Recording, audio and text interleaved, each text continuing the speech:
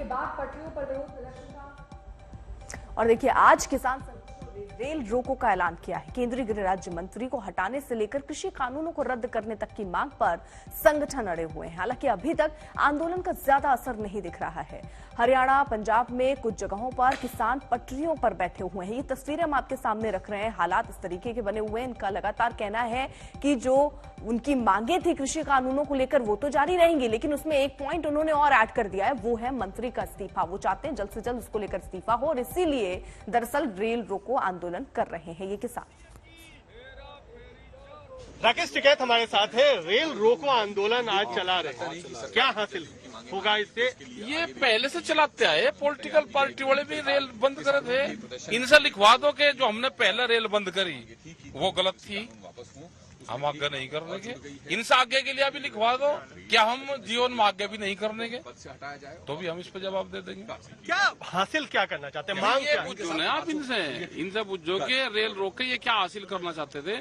हम हासिल करना चाहते हैं अजय टैनी की गिरफ्तारी हो, उसको जेल हो, वो पकड़ा जाए और उसका मंत्री पद से इस्तीफा हो।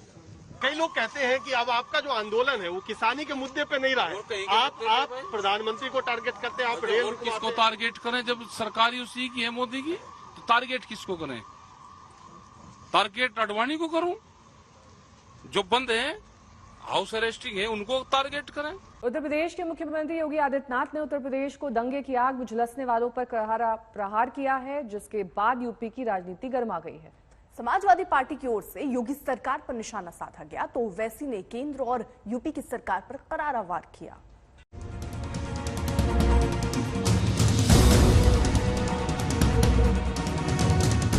अगर दंगा करोगे तो अगली 7 पीढ़ी का पट्टा लिख करके जाना, जो भरपाई करती रहेगी। उत्तर प्रदेश को योग्य सरकार चाहिए, योगी सरकार नहीं चाहिए। मंचों से, मचानों से, राजनीति के गलियारों से, सियासी मैदानों से ये हुंकार बार बार कई बार भर चुके हैं उत्तर प्रदेश के मुख्यमंत्री योगी आदित्यनाथ। लेकिन इस बार मौका अलग था।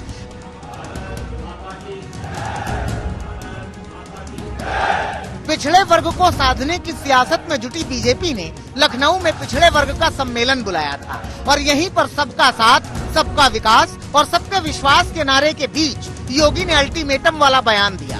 ये सीधी चेतावनी उन लोगों को थी जिन्होंने उत्तर प्रदेश के फिजाओं में नफरत के बीज बोए और गलियों में छिड़का यूपी का ही लहू। सावधान दंगे कराने वालों, दंगा करने वालों, दंगे की साजिश में शामिल होने वालों। इन भाइयों बहनों, विगत 4.5 वर्ष के अंदर आपने देखा होगा उत्तर प्रदेश में एक भी दंगा नहीं हुआ और दंगाइयों को पहले दिन से संदेश दे दिया गया कि अगर दंगा करोगे तो अगली 7 पीढ़ी का पट्टा लिख करके जाना, जो भरपाई करती रहेगी। मोहल्ला बीटी स्थित सिटी मॉल जो अवैध रूप से बना था, उसको ध्वस्तीकरण का आदेश दिया गया है। योगी आदित्यनाथ की सरकार ने पिछले कुछ दिनों में पत्थरबाजी करने वालों के साथ साथ अपराधियों और गुंडों की संपत्तियों पर या तो बुलडोजर चलवाया या फिर संपत्तियां जब्त कर ली। इसीलिए सरकार भरोसे से भरी हुई है कि जनता को योगी सरकार का ये एक्शन पसंद आया और रिएक्शन के तौर पर एक बार फिर जनता बीजेपी का साथ देगी। इसीलिए साथ के साथ योगी आदित्यनाथ ने बगैर नाम लिए समाजवादी पार्टी और कांग्रेस दोनों पर परिवारवाद वाला वार भी किया। जो 14 में नारा बदला था सबका साथ, सबका विकास का, उससे पहले प्रदेश और देश में जिन लोगों ने शासन किया था, वो जिन लोगों का नारा होता था कि सबका साथ, लेकिन उनके परिवार का विकास, यानी उनके स्वयं के विकास के बारे में वे सबका साथ लेना चाहते हैं।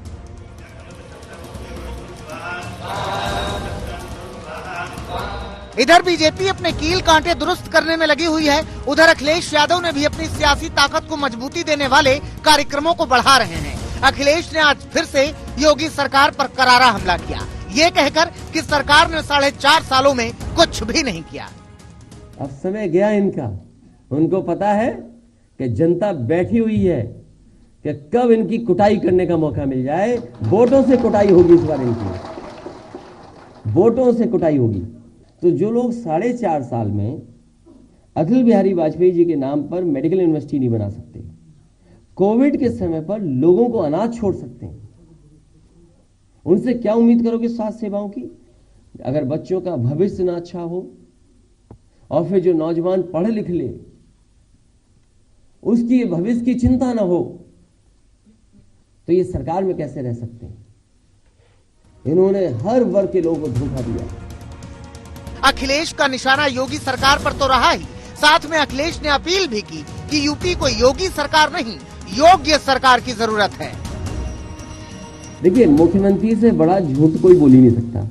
जो समाजवादी सरकार में प्लांट बने थे, अगर वो आज बनकर के तैयार हो गए होते तो शायद उत्तर प्रदेश में 17 रुपए पर यूनिट बिजली नहीं खरीदनी पड़ती।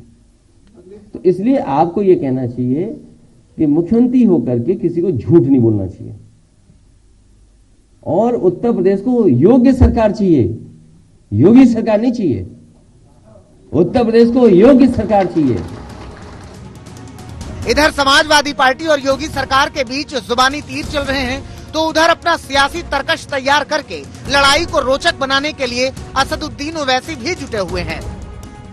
असदुद्दीन ओवैसी की AIMIM ने आज पश्चिमी उत्तर प्रदेश से चुनावी बिगुल फूंक दिया है। मिशन 2022 है और बार बार असद ओवैसी ने यहाँ पे गाजियाबाद के मसूरी जो इलाका है वहां पे जो मंच लगा है, पीछे आप देख रहे हैं, वहां पे मुसलमान वोटर्स को, यूपी के मुस्लिम वोटर्स को बार बार याद दिलाया कि क्यों इस बार MIM को वोट देना बहुत जरूरी है। पूरे उत्तर प्रदेश में घूम घूम कर सभाएं करने वाले ओवैसी का आज का पड़ाव गाजियाबाद था। गाजियाबाद के मंच से ओवैसी ने योगी सरकार और मोदी सरकार पर समान भाव से निशाना साधा। मैं आपको बताने आया हूं कि इस विधानसभा के चुनाव में अगर उत्तर प्रदेश का मुसलमान मुत्तहदा तौर पर अपने वोट का इस्तेमाल करेगा तो यकीनन इंशाअल्लाह ताला उत्तर प्रदेश के मुसलमानों की ताकत इन तमाम पार्टियों को नजर आ जाएगी। अपने वोट का इस्तेमाल मनीष कप में करेंगे तो आपके वोट की कीमत बढ़ेगी, आपकी ताकत की और आपके वोट की अहमियत बढ़ेगी। जैसे जैसे समय बीत रहा है वैसे वैसे उत्तर प्रदेश का चुनावी समर भीषण हो रहा है। बयानों में तल्खियां आ रही हैं और सियासी माहौल गर्म हो रहा है। लखनऊ से संतोष शर्मा के साथ आज तक ब्यूरो। तो कश्मीर में एक बार फिर आतंकियों ने टारगेट कर गैर कश्मीरियों को निशाना बनाया है। कुलगाम में घर में घुसकर आतंकियों ने बिहार से आए 2 मजदूरों की हत्या कर दी। 2 दिन पहले ही आतंकियों ने 2 गैर कश्मीरियों की जान ली थी। आतंकियों ने घाटी में 16 दिनों में 11 नागरिकों का कत्ल किया।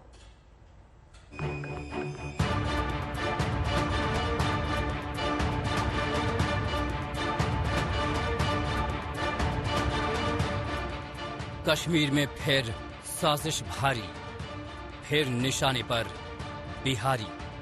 इस बार आतंकियों ने कुलगाम के वनपोह में बाहर से आकर काम करने वालों को घर में घुसकर मारा। रविवार शाम आतंकी एक घर में घुसे और गोलियों की बौछार कर दी। किराए के कमरे में चीख पुकार मच गई। 2 लोगों की मौके पर ही मौत हो गई। गंभीर रूप से जख्मी तीसरे मजदूर को अस्पताल में भर्ती कराया गया। बेगुनाहों की जान लेकर आतंकी मौके से भाग निकले।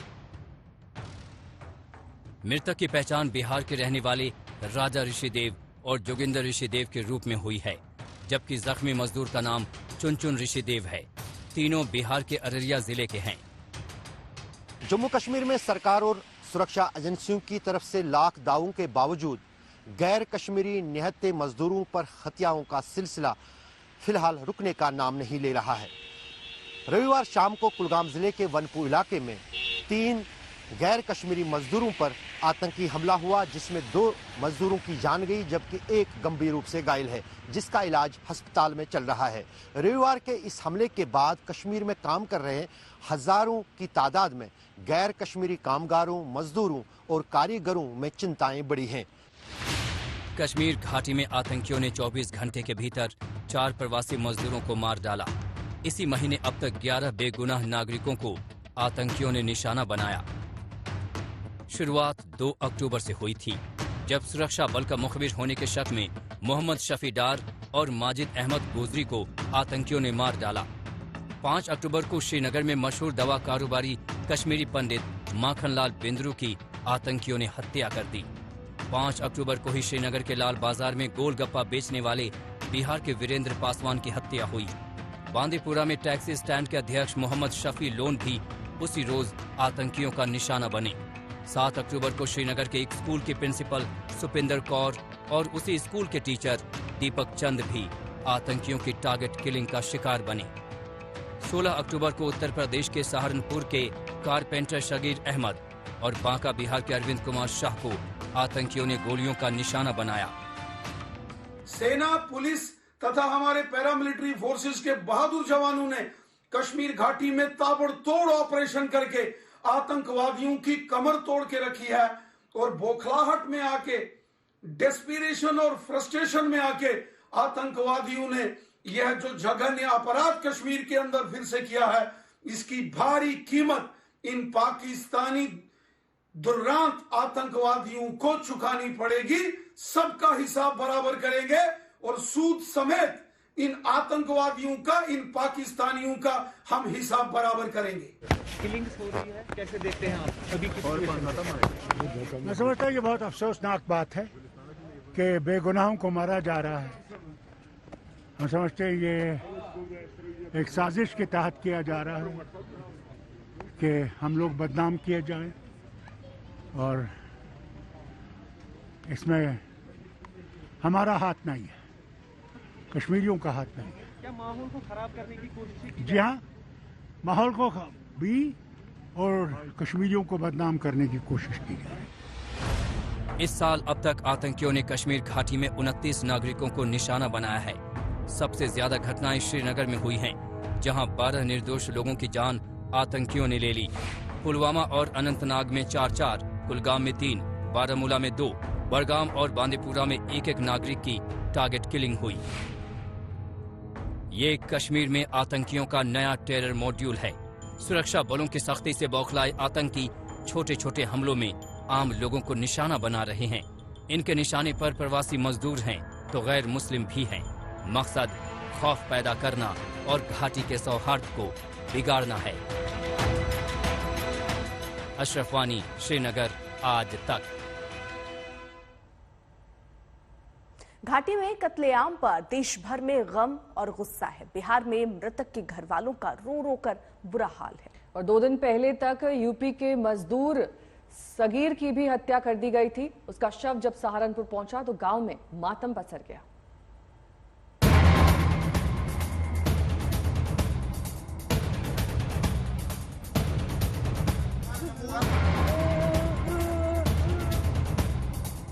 कश्मीर में एक के बाद एक आतंकी हमले पर देश में गम और गुस्सा है, तो श्रीनगर से लेकर दिल्ली तक सरकार मीटिंग और मंथन में जुटी है।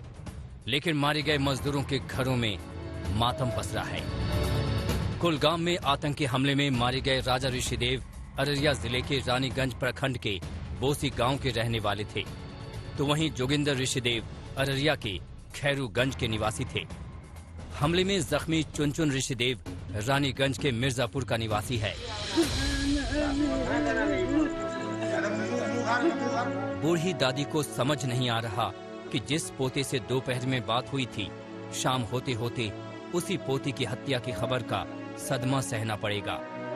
हमरा से 12 बजे बात भेले बाबू, धान काटे रहिए बाद में तो कर लगे फोन की दादी को। हम कहलिए हाँ, कहीं खैली, कच्ची नहीं खलिए बेटा, चाय पी गए छे खाली काटे ला, जो न घर जो न खाइए, भूख नहीं लगलो। मृतक मजदूरों के गांव में सन्नाटा पसरा है, जबकि मृतक के घरों में मातम का मंजर है। हमले में मारे गए जोगिंदर 10 दिन बाद ही वापस आने वाले थे। हमले से ठीक पहले पत्नी से शाम 5 बजे बात हुई थी। कहते 6-10 दिन का काम, 10 दिन के बाद हिसाब देते चल जेबे, हिसाबे नहीं दे रहे होता, पैसे न दे छे होता। 2 दिन के भीतर 3 बिहारी मजदूरों की मौत से बिहार सरकार सख्ती में है। सीएम नीतीश कुमार ने जम्मू कश्मीर के उपराज्यपाल मनोज सिन्हा से बात कर अपनी चिंता का इजहार किया।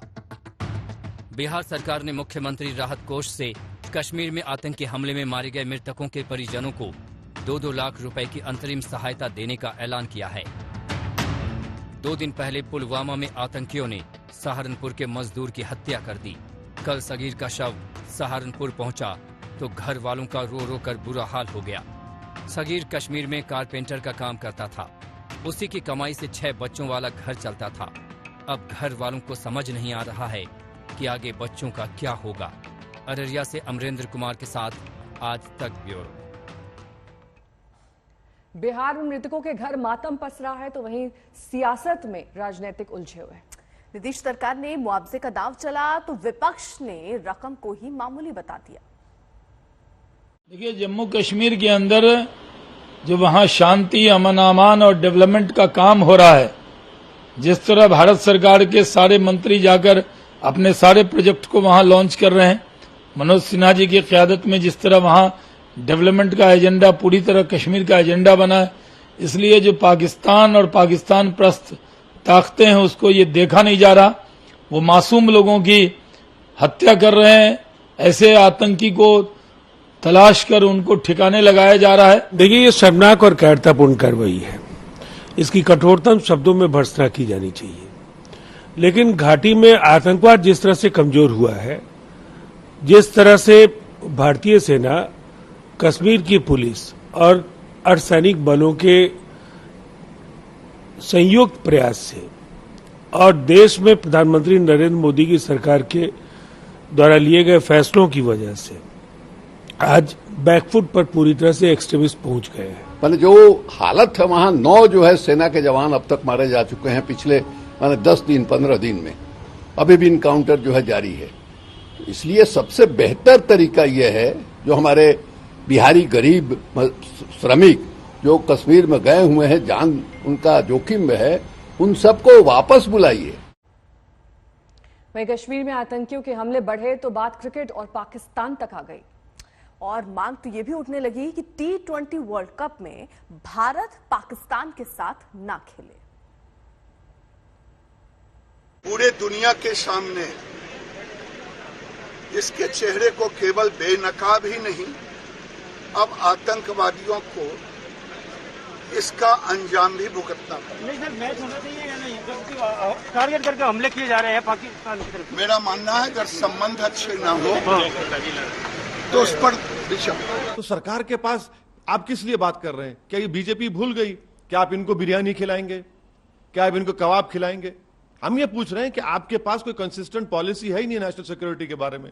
आपके पूरी इस बात से ये लग रहा है न सिर्फ डिप्लोमेसी बल्कि इंटरटेनमेंट, संगीत, खेल, सब चीज को त्याग देना चाहिए। यही तो बीजेपी ने मुतालबा किया था ना, यही तो बीजेपी कहती आ रही है। हम ये पूछ रहे हैं कि आपके पास एक कंसिस्टेंट फॉरेन पॉलिसी नहीं है।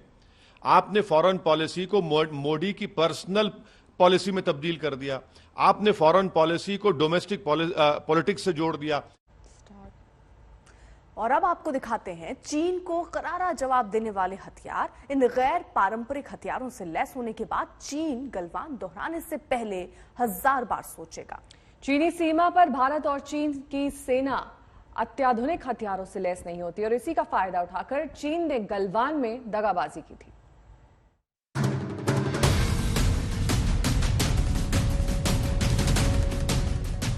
चीन के इस धोखे को भुलाए नहीं भूल सकते। 15 जून को गलवान में चीन ने मक्कारी की सारी हदें पार कर पीठ में छुरा भोंका था। बात शांति की हो रही थी और गलाने वाली ठंड में चीन सैनिकों ने तार लगे डंडों और पत्थरों से भारतीय सेना पर हमला किया था।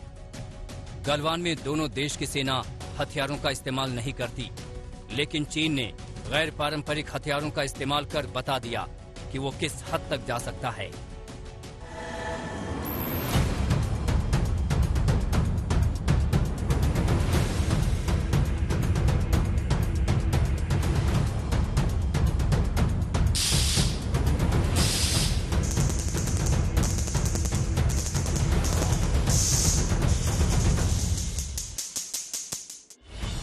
गलवान से सबक लेकर अब हिंदुस्तान भी तैयार है।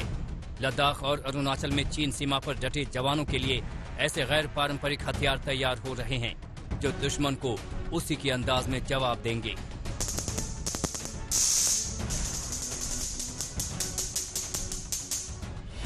वज्र, त्रिशूल, सैपर पंच, दंड और भद्र ऐसे हथियार हैं जो हैं तो पारंपरिक, लेकिन टेक्नोलॉजी से जोड़कर ये काफी घातक हो गए हैं।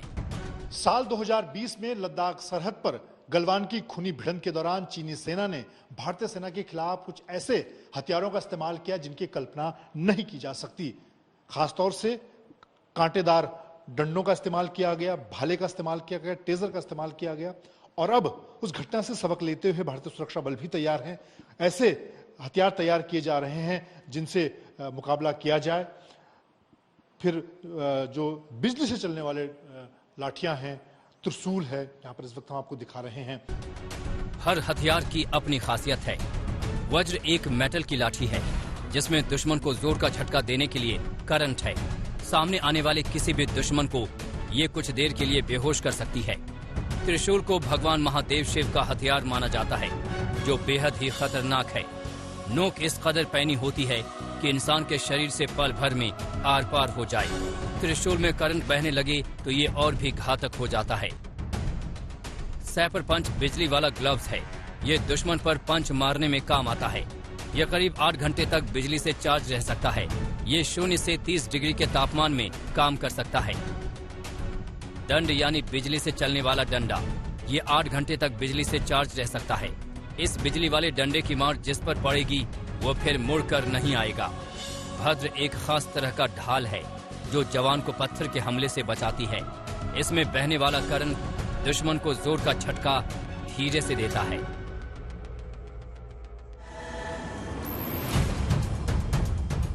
नोएडा के एफैक्ट्रॉन कंपनी ने मेक इन इंडिया के तहत इन हथियारों को डिजाइन किया है। चीनी सैनिकों ने भारतीय जवानों के ऊपर कांटेदार डंडे और टेजर सिस्टम का प्रयोग किया था। उसी सीरीज में उसी सिलसिले में भारतीय सुरक्षा बल ने हमें एक प्रोजेक्ट दिया जिसमें कि नॉन लीथल वेपन बनाने का प्रोजेक्ट हमारे पास आया। भारतीय सेना अब लद्दाख सीमा पर चीनी सेना को जोर का झटका धीरे से देने को तैयार है। तो होशियार हो जाओ चीन, अब नहीं चलेगी सरहद पर तुम्हारी चालबाजी।